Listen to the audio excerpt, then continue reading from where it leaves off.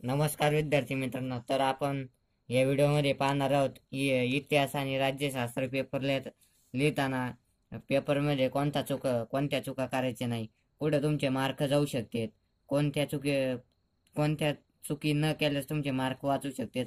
तर आपण ते आता प्रत्येक प्रश्नावाईज पाहणार आहोत. तर प्रश्न पहिला विधाने पूर्ण करा. त्यात 4 बहुपर्यायी उपप्रश्न दिलेले असतील. मूळ विधान योग्य पर्यायासह लिहावे व उत्तर अधोरेखित करावी. उदाहरणार्थ, मराठी रंगभूमीचे जनक म्हणून विष्णुदास भावे यांना ओळखले जाते. तर हे पूर्ण विधान लिहून विष्णुदास भावेला अंडरलाईन करायची.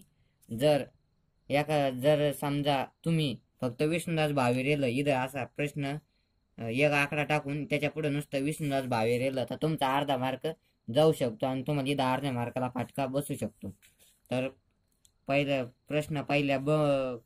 संपला. आता ब मध्ये या प्रश्न प्रकारात चुकीची जोडी ओळखायची आहे व ती दुरुस्त करून लिहायची आहे. उदाहरणार्थ, चुकीची जोडी द्वंद्ववादी पद्धती हेरोडोट्स, दुरुस्त जोडी द्वंद्ववादी पद्धती जॉर्ज विल्यम फॅडरिक आहे. तुम्हाला चुकीची जोडी ओळखायला अर्धा मार्क आहे याच्यात आणि चुकीची जोडी दुरुस्त करायला अर्धा मार्क आहे, असा 1 मार्क आहे याच्यात. तुम्हाला याच्यात 4 गुण आहेत तुम्हाला, पण प्रत्येक उपप्रश्नाला 1-1 गुण आहे. याच्यात बोर्डाने एक नवीन नियम आता जाहीर केलाय की विद्यार्थ्यांनी अ गट असतो आणि इकडे ब गट असतो. तर विद्यार्थ्यांनी अ गटातली जोडी दुरुस्त न करता ब गटातली जोडी दुरुस्त करायची. आता इथं कसं द्वंद्ववादी पद्धती हेरोडोट्स, अ गटातली आपण जशी तशी ठेवली द्वंद्ववादी पद्धती आणि इकडे जॉर्ज विल्यम फॅडरिक केलं. तर अशा पद्धतीने हे नवीन बोर्डाने नियम जाहीर केलेला आहे. आणि प्रश्न दुसऱ्या अ मध्ये यामध्ये संकल्पना चित्र पूर्ण करायचं आहे. संकल्पना चित्र जसं दिलंय तसंच पूर्ण करायचं. जर तुम्ही त्यात बदल करण्याचा प्रयत्न केला तर तुमचे मार्क जाऊ शकते बोर्डाच्या नियमानुसार. नंतर प्रश्न 2 यामध्ये टिपा लिहायच्या आहे.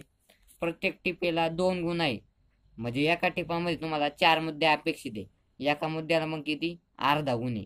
तर 4 गुणाचा प्रश्न आहे. याच्यात तुम्हाला 4 मुद्दे अपेक्षित आहे. प्रत्येक उपप्रश्नाला 2 गुण असून यात 4 मुद्दे अपेक्षित आहे. प्रश्न 3 यामध्ये 4 विधाने दिली जातील. आता बोर्डाने ऑक्टोबरमध्ये ठरवले की आधी यात 5 विधाने दिली जायची, पण आता याच्यात 4च विधाने दिली जाणार आहेत. त्यापैकी 2 विधाने तुम्हाला सकारण लिहायची आहे. प्रत्येक कारणाशी 1 गुण आहे आणि 3 कारणे लिहायची. 3 मार्क एका उपप्रश्नाला 3 मार्क असा हा प्रश्न 6 मार्काला आहे पूर्ण. प्रश्न 3 ब मध्ये थोडक्यात उत्तरे लिहायची आहे. यात तुम्हाला एका उपप्रश्नात छोटे 6 मुद्दे अपेक्षित किंवा मोठे 3 मुद्दे अपेक्षित किंवा समग्र उत्तर लिहायचं आहे. समग्र उत्तर म्हणजे काय? समजा आता एखादा प्रश्न आहे, त्या प्रश्नात जर तुम्ही 4 मुद्दे लिहिले तर त्याला समग्र उत्तर म्हणणार आणि त्यात जर तुम्ही ते छोटे 3 मुद्दे लिहिले तर ते ह्या कॅटेगरीमध्ये जाणार आणि छोटे 6 मुद्दे लिहिले तर याच्यात जाणार. ते समग्र उत्तर म्हणजे तुम्ही 4 मुद्दे लिहिले, 5 मुद्दे लिहिले, त्याला समग्र उत्तर म्हणायचे. यात प्रत्येक उपप्रश्नाला 3 गुण असून हे 6 गुणाचा प्रश्न आहे. त्यानंतर प्रश्न 4 उतार्यावर आधारित आहे 4 गुणाला. यात तुम्हाला 1 गुणाचे 2 प्रश्न विचारले जातील व 2 गुणाचा 1 प्रश्न दिला जाईल. तर उतार्यावरचे प्रश्नाचं कसं आहे? उतार्यावरचे प्रश्न आहे लेखन वाचन तपासणारे नसून तर तुमची बुद्धी तपासणारे प्रश्न असतील. हे बोर्डाने जाहीर केलेलं आहे. आणि प्रश्न 5 मध्ये सविस्तर उत्तर लिहायचं आहे. यात प्रत्येक उत्तरात 4 मुद्दे अपेक्षित आहे बोर्डाच्या याच्यानुसार. यात तुम्हाला फरक लिहा, चित्र आधारित प्रश्न, सविस्तर उत्तर लिहायचं. यामध्ये तुम्हाला चित्राधारित प्रश्न येऊ शकतो किंवा फरक लिहा. उदाहरणार्थ मैदानी खेळ आणि बैठे खेळ, अभिजात कला आणि राष्ट्रीय पर्यटन आणि आंतरराष्ट्रीय पर्यटन यांतील फरक लिहा. आणि चित्रधारित प्रश्न, खालील चित्र कोणाचे आहे व त्यांनी इतिहासाच्या संदर्भात कोणते बदल घडून आणले किंवा कोणते शोध लावले, असे प्रश्न. सविस्तर प्रश्न येणे एखाद्याचा सविस्तर उत्तर यायला. तर अशा पद्धतीने इतिहासाचं आता राज्यशास्त्राचं बघू आपण. राज्यशास्त्र प्रश्न 6 पासून पुढं राज्यशास्त्र सुरू होते. तर राज्यशास्त्रामध्ये प्रश्न 6 ला विधाने पूर्ण करा, 4 गुण.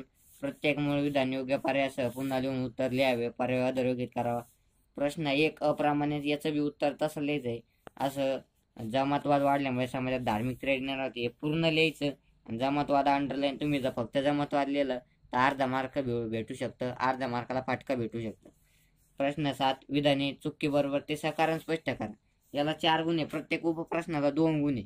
तर त्या उपप्रश्नात कसं आहे, तुम्ही विधान चुकी बरोबर ओळखल्यास तुम्हाला अर्धा गुण आहे फक्त. विधान ते चूक आहे का बरोबर आहे ते ओळखायला अर्धा गुण. आणि आज 3 कारणे लिहायचे, त्याचे सकारण म्हणजे 3 कारण लिहायचे, त्याला 1.5 गुण आहे. असे 2 गुण आहे. चुकी बरोबर ओळखायला अर्धा गुण आणि याला 1.5 गुण, असे 2 मार्काला एक उपप्रश्न. प्रश्न 8 मध्ये टिपा लिहा. प्रत्येक उपप्रश्न 2 गुणाला 4 गुण आहे याच्यात. यात प्रत्येक टिपामध्ये 4 मुद्दे अपेक्षित, प्रत्येक मुद्द्याला अर्धा अर्धा गुण आहे. प्रश्न 8 मध्ये संकल्पना चित्र पूर्ण करा, 4 गुण, प्रत्येक उपप्रश्नाला 2 गुण. जसेच्या तसे पूर्ण करावे. तुम्हाला संकल्पना चित्र जसेच्या तसं दिलंय तसंच लिहायचं, यासाठी प्रत्येक उपप्रश्नाला 2 गुण. प्रश्न 9 थोडक्यात उत्तर लिहा, 4 गुण. एका उपप्रश्नात 4 मुद्दे अपेक्षित, प्रत्येक मुद्द्याला अर्धा अर्धा गुण आहे. आणि यात तुम्हाला थोडक्यात उत्तर लिहा, तुमचे मत मांडा, तुम्हाला काय वाटते याबद्दल तुमचं मत मांडायचंय. आणि तुम्हाला एक महत्वाची गोष्ट सांगायची म्हणजे प्रत्येक याच्यात तुम्हाला एक एक जास्त पर्यायमधून दिला जाईल तुम्हाला प्रश्न. आता इथं संकल्पना चित्र पूर्ण करा मग तुम्हाला एक एक्स्ट्रा दिला जाईल, याच्यात एक एक्स्ट्रा दिला जाईल, इथं बी एक एक्स्ट्रा दिला जाईल, इथं 2 एक्स्ट्रा आहेत तुम्हाला. परत उतार्यामध्ये तुम्हाला एक्स्ट्रा नाहीये पण इथं बी 2 एक्स्ट्रा आहे. परत नंतर राज्यशास्त्राच्या प्रश्नात इथं बी तुम्हाला एक एक्स्ट्रा आहे, इथं बी एक एक्स्ट्रा आहे प्रश्न, इथं बी एक्स्ट्रा एक आहे, इथं 2 एक्स्ट्रा आहेत. तर अशा पद्धतीने प्रत्येक प्रश्नात काही याच्यात आहे तुम्हाला एक्स्ट्रा प्रश्न आहे. तर फक्त प्रश्न 1 अ मध्ये तुम्हाला 4च पर्याय दिले जातील, ब मध्ये बी 4च दिले जातील आणि प्रश्न 6व्या मध्ये तुम्हाला 4च दिले जातील, त्याला तुम्हाला पर्याय राहणार नाही.